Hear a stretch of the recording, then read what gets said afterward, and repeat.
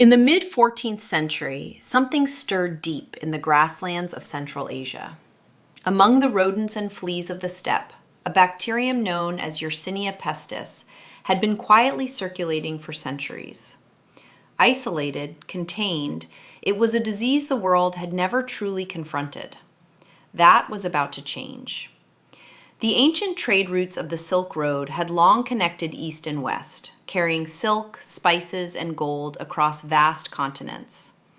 But in the 1340s, those same routes carried something far more deadly. Merchant caravans moving westward brought the plague with them, unseen, unstoppable, leaving ruin in their wake. In 1347, 12 Genoese trading ships docked at the port of Messina in Sicily.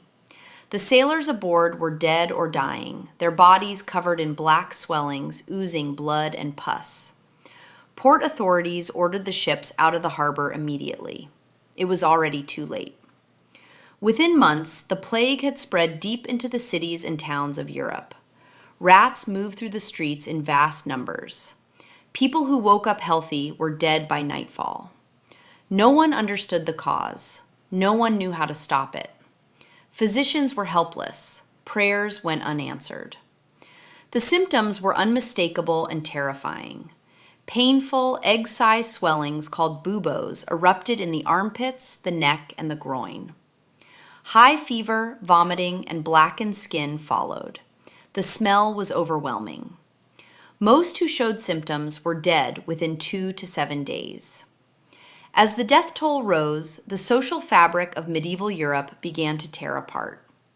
Families abandoned their sick. Priests refused to give last rites. Bodies piled up faster than the living could bury them. Mass graves were dug in haste outside city walls, and whole streets fell into silence. Desperate for meaning, people turned to religion, superstition, and violence. Flagellant movements swept from town to town, men publicly whipping themselves as acts of penance, believing God's wrath could be appeased through suffering. Jewish communities across hundreds of European towns were falsely accused of poisoning wells and massacred. Fear had become its own catastrophe, spreading nearly as fast as the disease itself. By the time the first great wave subsided in the early 1350s, between a third and half of Europe's entire population was dead. 50 million people, gone in less than a decade. Village after village stood abandoned. Fields lay unharvested. Livestock wandered without owners. The silence across the continent was absolute. But from within that silence, something unexpected began to stir. With so many dead, labor became scarce and suddenly valuable.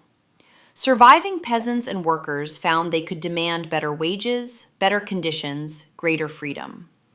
The rigid hierarchies of feudal society, which had held for centuries, began to crack under the pressure of a world with too few people to sustain them. The Black Death did not only destroy. It forced the world to ask new questions. It pushed physicians and thinkers toward observation and evidence, away from ancient authorities that had failed so completely. It weakened the church's grip on daily life and planted seeds that would, in the following centuries, grow into the Renaissance, the Reformation, and the modern world. From the worst catastrophe in recorded human history, a transformed Europe slowly emerged. Scarred beyond measure, and yet, in ways no one could have predicted, reborn.